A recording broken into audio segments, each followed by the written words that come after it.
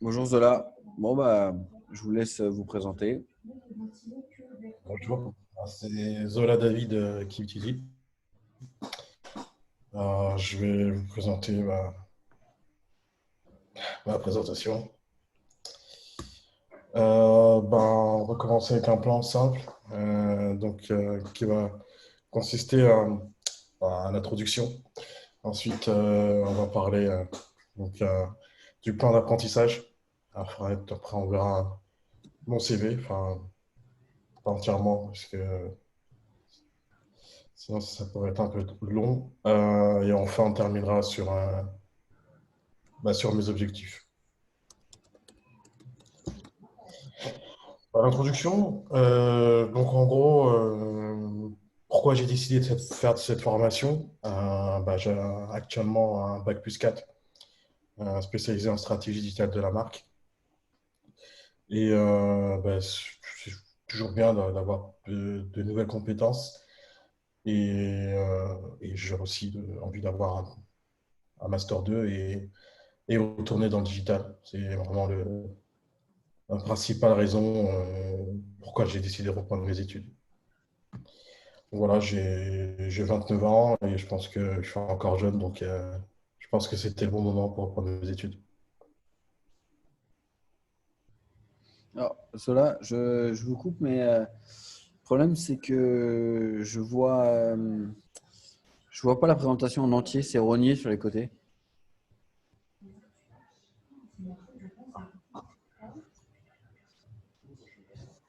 Euh,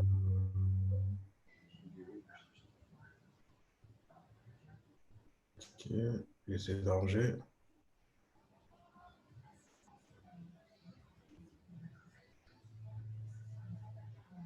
Ouais, ça dézoome un peu là. Encore un peu, je pense. Encore un poil.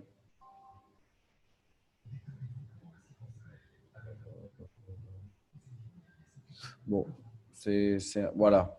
Voilà, là j'ai le slide complet là. Je vous en prie.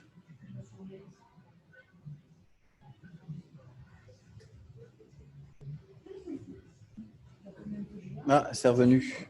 C'était bien et là c'est revenu en gros. Attends, je ne vais pas le mettre en mode présentation, parce que sinon on va pas s'en sortir. Comme ça, vous le voyez. Hop, je prenais une note. Ouais, là je vois en complet. Ouais. C'est bon, merci. Ok. Donc là, on passe au plan d'apprentissage. On va commencer par les forces. Donc, le français, hein, c'est c'est ma langue natale, l'anglais. Donc, voilà, que j'ai appris durant mon cursus. Donc, le marketing digital, hein, j'ai réalisé plusieurs stages dans le marketing digital. J'ai donc une spécialité en stratégie digitale de la marque. Voilà, j'arrive facilement à m'adapter dans un pays étranger.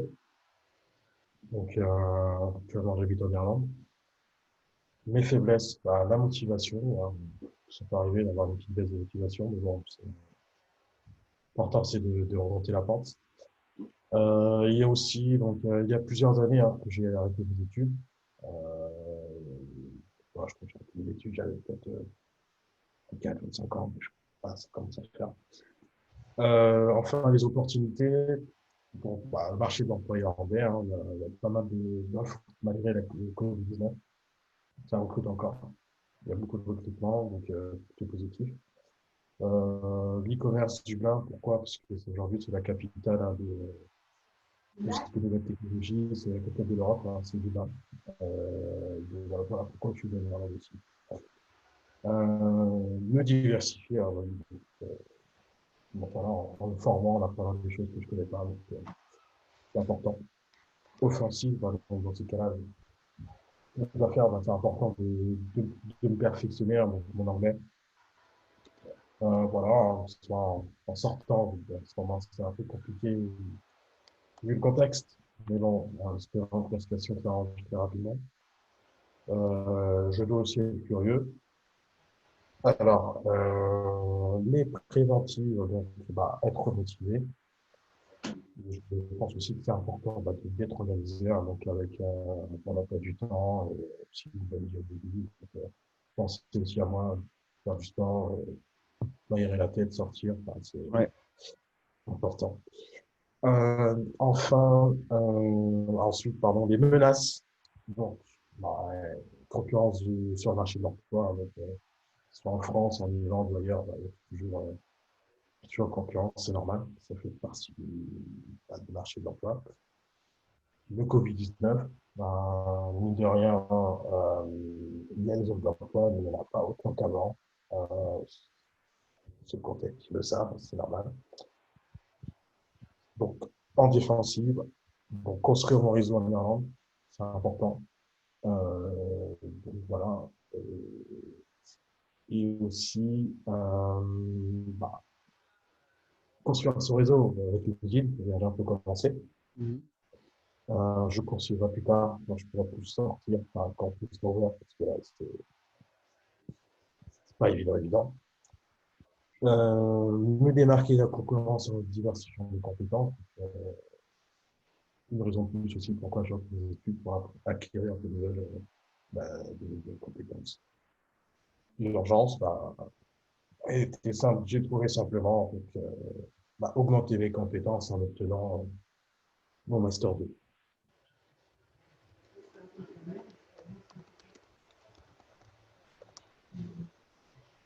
Hop. On va mettre là.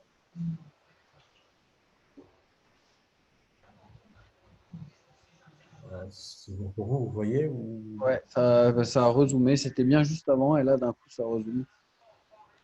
Ouais. Ok, on va laisser comme ça. Je ne sais pas pourquoi ça zoome à chaque fois.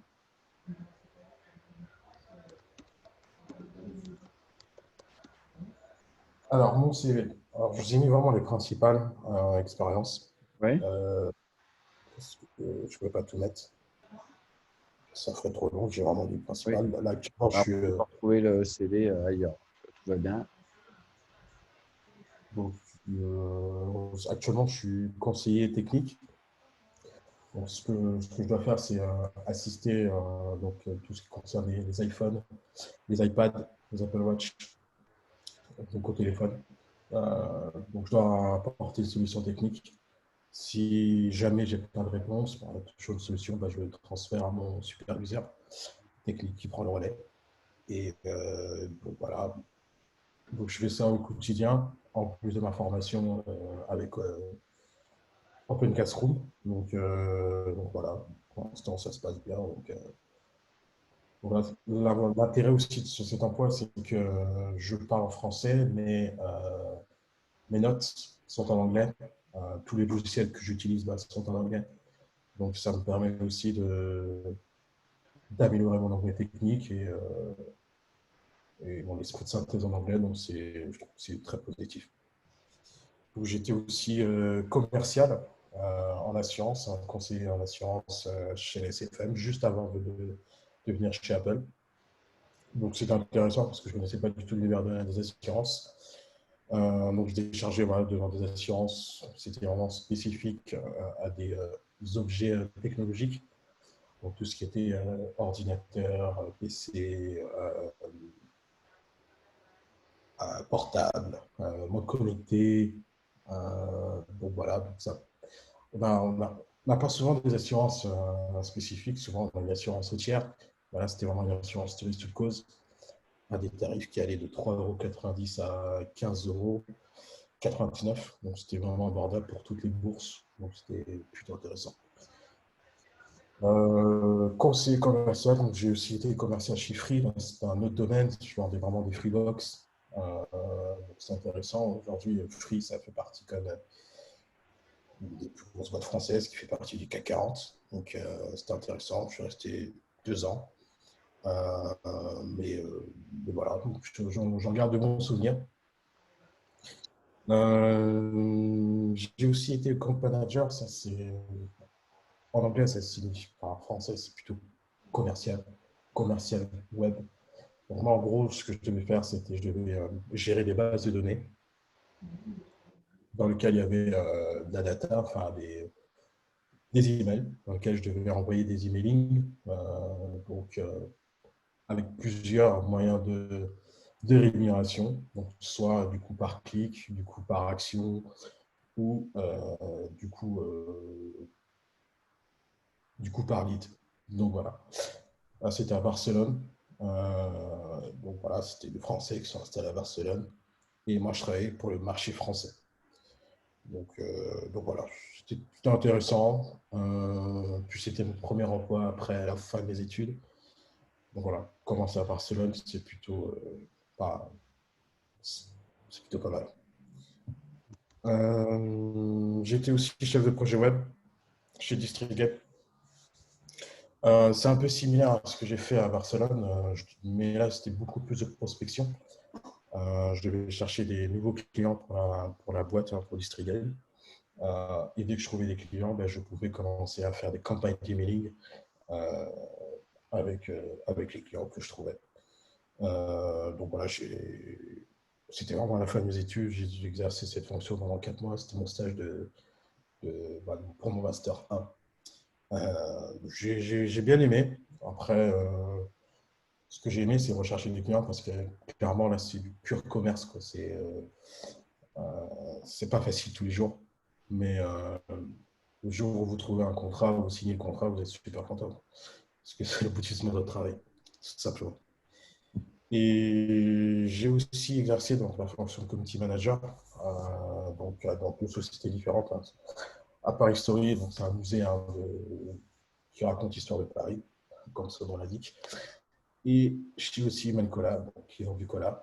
Euh, donc voilà, c'est une profession qui est intéressante parce que clairement, vous véhiculez l'image des entreprises.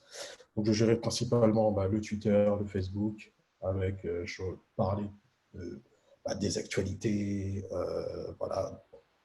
Et je mettais en avant des événements, des jeux concours. Pour Paris Story, je mettais en place pour gagner des places, tout simplement, pour faire gagner des places aux internautes. Et chez Human Cola, je t'en permettais de, d'avoir des dégustations gratuites dans les monoprix. Donc voilà, c'était assez ludique et intéressant. Et enfin, mes objectifs, à très court terme, finir mon premier projet, hein. Euh, Mon objectif à court terme, ce sera de finir mon deuxième projet. Et mon objectif à moyen terme, ce sera de finir mon quatrième projet. On verra selon mon avancée. Euh, et enfin, donc mon objectif à long terme, avoir mon master expert en stratégie marketing communication. Et oui, bien sûr, je voudrais être chef de projet web, mais je suis plutôt ouvert niveau emploi, surtout dans le contexte actuel. Mais ouais, je voudrais vraiment travailler dans le digital. Ça, c'est vraiment mon objectif. Voilà, c'est physique pour moi. Très bien. Bah, écoutez, ok, je vais vous poser juste deux petites questions. Enfin, non, en fait, une seule question. Parce que les autres, vous y avez déjà plus ou moins répondu. Alors, juste une note, ce qui est coté en bourse, je l'ai vérifié là pendant qu'on parlait, c'est pas Free, c'est Iliad. Oui, c'est voilà, l'action qu'il y a. Faire attention. Ouais, voilà, Euh, voilà. alors, la taxe GAFA, vous connaissez? Oui, voilà, tu veux Ouais. parler. Et en quoi ça peut impacter le marché irlandais? Parce que vous disiez qu'il y avait du boulot, tout ça, dans l'e-commerce. Euh, Pendant plusieurs années, les grosses boîtes comme Google, Amazon, euh, Apple, ils ont quasiment balayé l'impôt. Après, il y a un procès qui est en cours parce que maintenant, il faudrait qu'ils payent. Après, je ne m'avance pas trop là-dessus, mais aujourd'hui, c'est des entreprises qui sont très riches, qui ont beaucoup d'influence. Euh, Sans ces grosses boîtes-là, l'Irlande aujourd'hui, elle aurait déposé le bilan, clairement. Donc oui, je, je vois pas demain enfin, ces boîtes-là partir de l'Irlande. Je- Après, ben, je suis pas avocat, je suis pas juriste. Euh, je sais pas, je suis plutôt confiant. Mais c'est un problème qui est quand même très complexe. Vous Après, pointez j'en du ai... doigt la problématique, c'est fiscal. Hein. C'est-à-dire Oui. qu'aujourd'hui, la taxe GAFA, c'est quoi? C'est qu'on va les taxer non plus sur les revenus, sur le bénéfice, parce que ça, c'est quelque chose qui, à travers des montages fiscaux assez simples, finalement, peut permettre Mhm. d'éviter l'impôt.